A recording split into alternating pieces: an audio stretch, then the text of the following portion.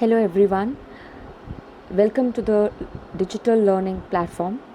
The concept that we are going to learn in this video is about job stress. So before learning about job stress, what is a stress? Stress is something, it's a mental health problem which is very common and which is very uncomfortable these days.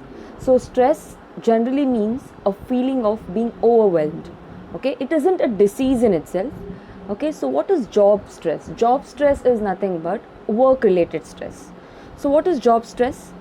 Job stress refers to a physiological condition in which work related duties and responsibilities become burdensome and overwhelming to the point that imposes unhealthy effects on the mental and physical wellness of the employees. So this is nothing but, and a job stress is nothing but it's a physiological condition. What is happening in this stress or a job stress is the work related duties, assignments and responsibilities are too much on an employee. It goes to such a point that it will have negative repercussions on the both the physical health as well as the mental well-being of an individual. So normally this workplace is often a breeding ground for the stressful situations, because what is happening in this workplaces there are relatively higher expectations from your employees, and they have got the priorities, they are assigning you their priorities. So because of this relative high expectations, priorities and the assignments of the jobs and tasks by the employers to the employees, there comes a stress. So that is why we say that the workplace is normally a breeding ground for this stressful situations. So normally when when people say that they have job stress, it means what? It's because of the harmful. So normally this job stress is about the harmful physical and emotional responses. It's not only affecting your body, it is not only affecting your physical health, it is also affecting your emotional health, or what we call as mental health. So why that is happening, or why there is harmful situations on both the physical health and the physical health is that physical and emotional health is that because there is a conflict. So conflict is between the job demands on the employee and the amount of control an employee has over the meeting of those demands. So the conflict is generally between what? The demands of the employers on your employees, and what amount of control the employee has over meeting those demands. Because of those conflict, there comes a job stress. So when the people say that they are stressed, what do they say? They generally describe their feelings. They're describing their feelings. What kind of feelings? Like, headache, chest pain, anxiety, all these kinds of feelings, they are part of the stress. So it's a conflict. So a conflict between job demands, your employer is putting too much pressure on you, because he is assigning you, or he has got high expectations and he is assigning you the priorities. That is why stressful situations arise. So this is what you mean by job stress. Next thing is nature of stress. So in the nature of the stress, first point is stress need not always be damaging. Most of the times what we think when we talk about stress, it's negative, yes, but it need not be always harmful. It need not always be harmful. It need not be damaging always, because it's a part of our daily life. See, daily activities of life are always stressful, but it does not mean they'll harm our body, right? So stress need not be damaging always. Second thing is, it's not always due to overwork. See, stress is not because you are given too much work to do. No, sometimes stress can also happen because you are having a little work to do also as well. So it is not always due to overwork. It might be because of, it might be it may also result from having too little to do. Third thing is, it cannot be avoided. Stress cannot be avoided. As I said, it's a part of the daily routine. So it is necessary, it's very important for us to realize that stress is an inevitable part of our life, and hence it cannot be avoided.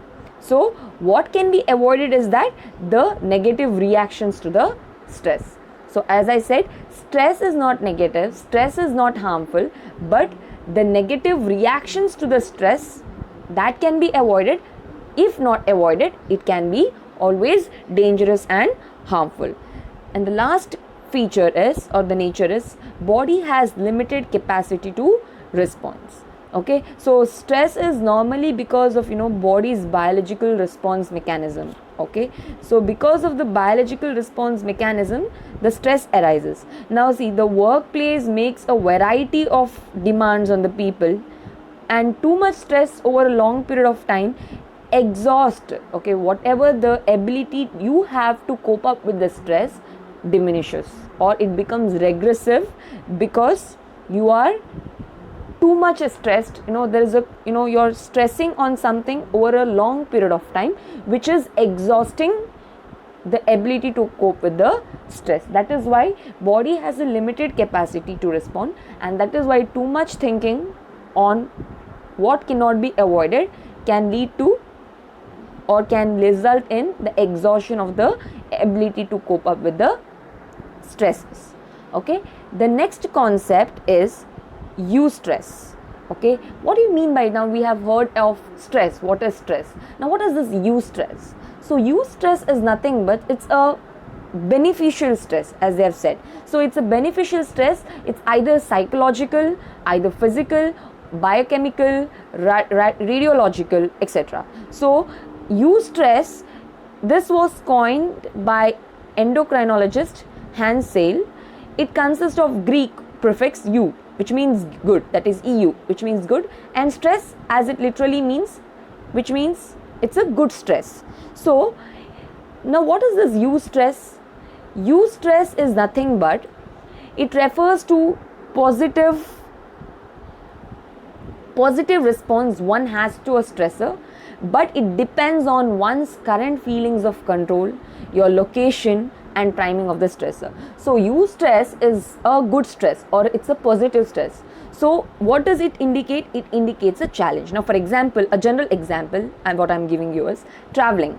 Okay, traveling. Now if you're dealing with this international flights and customs, those can be very stressful, because you're not doing it every time or every day.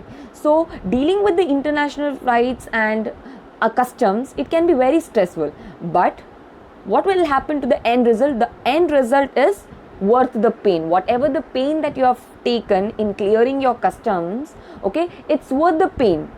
Okay, so that is called as eustress. So eustress, it drives you to achieve better things. Okay, it helps you in achieving the better things. So eustress or a positive stress, they have the following kind of characteristics. They motivate, it helps you focus, focuses energy, and it's a short term. Okay, so it will also help you in coping up your capabilities. You feel exciting, it will also help in improving the performances. So that is what you mean by eustress. Eustress is nothing but a positive stress, which means a challenge. Is it clear? Okay, so next concept is distress. Now what is distress? Distress is completely a negative thing. Okay, so distress is nothing but a cumulative negative stress. This distress, which is very much negative in nature, can affect both your physical well-being as well as your emotional well-being. So it affects the life of an individual. Okay, it affects the well-being of an individual. So it's a kind of threat. Now when we spoke about eustress, it's a challenge. But what is distress? Distress is kind of a threat. Okay, it's a threat to an individual, which affects the well-being of a man. So in the distress, we have both this work and internal sources of distress. Now what kind of distress we have? What is causing distress? Excessive job demands. Okay, too much expectations, too many job roles, job insecurity, you're not too much happy about what you're doing. Okay, conflicts with your supervisors, or conflict with your teammates, teamwork. Okay, that is, there's a fight with the members. okay, that can lead to distress. Then inadequate authority, you are not given a proper authority to do the work, to carry out your task, okay. Next thing is lack of training, you are not given proper training, effective training is not given, which is also causing you to, which is causing the stress, or which is causing the distress. Making presentation in front of colleagues, okay, so most of the times we ask the students to come and present in the class, but majority of the students, they get stressed. They get stressed because they think that, you know, somebody is watching us, a teacher is watching us, there might be some mistake, so that is, you know, that is stressing themselves. They are stressed out while they are doing the presentations. So similarly in the workplace also, making presentation in front of the colleagues, making the presentation in front of the clients will distress them, okay. Then time consuming meetings, which is very unproductive, which is not causing any result, okay, such kind of meetings can also be very harmful and it can lead to distress, okay. Next thing is commuting and travel schedules. So these are the different kinds or different reasons or the different causes for which a man or an individual can be distressed, okay. So distress is nothing but a cumulative negative stress which happens again and again, so that can lead to distress, which affects both the physical as well as an emotional well-being of an individual. So it's a kind of threat, as I said you earlier. Next concept is acute stress. Now acute stress is very much common in every individual, okay. It's very much common in individual. So acute stress is brief, it's usually brief, okay. They develop very quickly and they don't last for a long. They happen very quickly but they don't last long, okay. As I said you, it's usually very brief and it's a common and frequent presentation. It normally happens in everyone's life. So acute stress is often caused by reactive thinking. We keep on thinking too much on what happens if I do this, what happens if I do that. So if that happens, if we keep thinking, or you know, reactive thinking happens, then it leads to acute stress, okay. Now acute stress, it's your body's immediate reaction to a new challenge. If somebody asks you to do a presentation all of a sudden, so it leads to a tension, it leads to a tension as to what to do. You will sweat, okay, heart palpitation all will happen, shortness of breath, all these things will happen. That is a common symptoms of acute stress, but this will not last for a longer period. After your presentation is over, your acute stress won't be there, okay. Maybe for a 2 minutes or 2 seconds it might last, but after that you won't experience this acute stress. That is why acute stress is very brief, it's very small and it doesn't long, it develops quickly but doesn't last for a longer period of time, okay. So here it triggers, in case of acute stress, it triggers two things, that is fight or flight response. What is fight or flight response? You either do it or don't do it, you either do it or flee from it, something like do and die situation. You either do it or die, like that. So it is either you fight or flight response, okay. So acute stress normally triggers fight or flight response. Now if I have to give you an example on acute stress, the best example would be public speaking. That, you know, when somebody asks you to speak in front of hundreds of people, okay, what is generally going to happen? Heart palpitation, shortness of breath, sweating, and all these things are the general symptoms of acute stress. So hope you all understood what is acute stress. The next thing is episodic acute stress. Now what is episodic acute stress? When this acute stress happens frequently, it keeps on happening, then it is called as episodic acute stress. As the name suggests, what is episode? Keeps on happening one by one. And acute stress, as I've told you, it is normally brief, you know, happens very quickly but doesn't long. But here in episodic acute stress, the acute stress keeps on happening, you know, one by one it keeps on happening, and that is why it is named as episodic acute stress, which happens frequently, okay. So these kind of people, okay, you know, those who get this episodic acute stress, they are often short tempered, they are irritable, and they are very anxious, okay, they are very anxious. So this episodic acute stress, they are longer than what? They are longer than the acute stress, but the people they are able to manage it without any problems. So here still the problem is very minute, it's very less, but people are able to manage this kind of stress without any problems. So people who are worrywarts who keep on worrying about things, what is going to happen next, what if I do this, what if I do that, if they keep on thinking, who are very pessimistic, who always look at the negative side of the things, they always tend to have this episodic acute stress. Okay, who are very negative, think always negative, those kind of people tend to have this episodic acute stress. This will have negative health effects in the people. Okay, these will have the negative health effects on the people, and it might be very hard for the people with this type of stress to change their lifestyles, because they don't accept what it is. They don't accept that the stress is a part of the life. As I said you in the feature or in the nature, stress is an inevitable part of the life, and it happens in everyone's life. So the people for whom it is very difficult to digest that the stress is a part of life, those people tend to have episodic acute stress. Okay, so this is about episodic acute stress. Next concept is chronic stress. This is the most dangerous kind of stress, more dangerous than both the combination, sum of both the acute and the episodic acute stress. Chronic stress is nothing but if your acute stress is not solved. Now in the second type of stress, most of the people will try to solve their stress, or they'll try to solve their problems and it will stop. But the people who are not able to solve, if their acute stress doesn't get solved and it increases and lasts for a longer period of time, then it can lead to chronic stress. That means it lasts longer than the episodic acute stress, and that is why it will have negative implications on the physical as well as the emotional well-being of an individual. So this kind of stress is very constant and it doesn't go. Okay, it will always remain, and it will affect the health, both the physical health as well as the emotional health or the mental health of an individual. So this kind of stress can stem from things like poverty. They don't have money, they don't have basic things.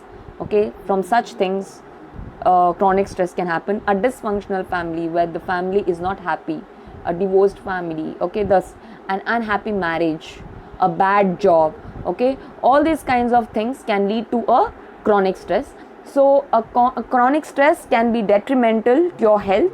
It can contribute to various diseases or several serious diseases or health risks such as heart disease, accident, suicides. Okay, people normally will have suicidal tendencies. The people who tend to have chronic stress, they will have suicidal tendencies. They will have, they keep on thinking and they might meet with the accidents. That can also lead to heart disease. Okay, so this kind of stress is very constant and it doesn't go away. So this is about the chronic stress. Next one is symptoms of stress. We know what are the symptoms of stress. What happens if we have stress? So it's very common. We will have low energy. We don't have energy to do work. Headache, we'll have headache. Stomach upset including diarrhea, constipation, nausea, then aches, pains and tensed muscles, okay, insomnia, chest pain and rapid heartbeat, frequent cold and infections. Okay, so these are the things. Dry mouth and difficult in swallowing, clenched jaw and grinding teeth, loss of sexual desire and ability, and normally we will have this nervousness, hand shaking, ringing in the ear, sweaty hands and the feet. Okay, these are the common symptoms of stress. We all know it, we all experience it in a daily life. Okay, next is psychological symptoms. What will happen to our emotional or mental health? Okay, so depression or anxiety, anger, irritability, restlessness, then feeling overwhelmed, unmotivated. You either sleep too less or you sleep too much.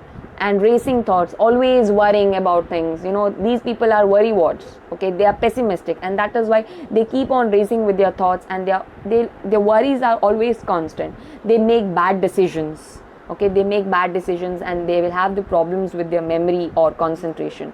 Okay, these are the psychological symptoms which is happening in your mind. Okay, which happens with your mind. Next one is performance symptoms. Performance systems normally happens in your performance. Whatever you're doing, work you're doing, that will be affected, or that will be disturbed. Normally you try to avoid specific situations because you are stressed. You don't want to keep on thinking about it. That's why you avoid such things, or vacillating on more on decisions. I have to do this or that. You're stuck between two decisions, or among the decisions. You do not know which one to choose. Erratic judgment. Sometimes you do wrong judgments. You take wrong decisions. Okay, that can prove very dangerous. Okay, that is all because of the stress, because you're thinking too much, and that is leading to wrong judgments. Then failure to meet the deadlines. Because you are stressed, you cannot work. Since you cannot work, you cannot meet your deadlines. That can also be a performance symptom. Okay, next thing is you don't use your holidays to catch up on. You use your holidays to catch up on work. Because you're not happy with what work you're doing, with the job, whatever job that you're doing, if you're not happy with the job, okay, you use your holidays so that you avoid the work. Absenteeism, you absent yourself, you remain absent, and you sit at home, or you spend your time with the other things. Okay, complaints from spouse and employees of being ignored. This is very common. You receive complaints from spouse, or you complain about your spouse, and you tell that you are being ignored, or you're ignoring them. Such kinds of things also happen. Lack of enthusiasm. You don't show any interest in whatever thing that you're doing, and you tend to do the mistakes more frequently. So these are the common things or the symptoms of stress. We have discussed both the physiological stress as well as the psychological performance symptoms, both the kind of stress we have discussed. So here I stop my class. In the next video, we will be discussing about the stages of stress, consequences of stress, strategies that can be used to cope up with the stress, then morale and productivity, how are those related, in the next video. Thank you so much for watching.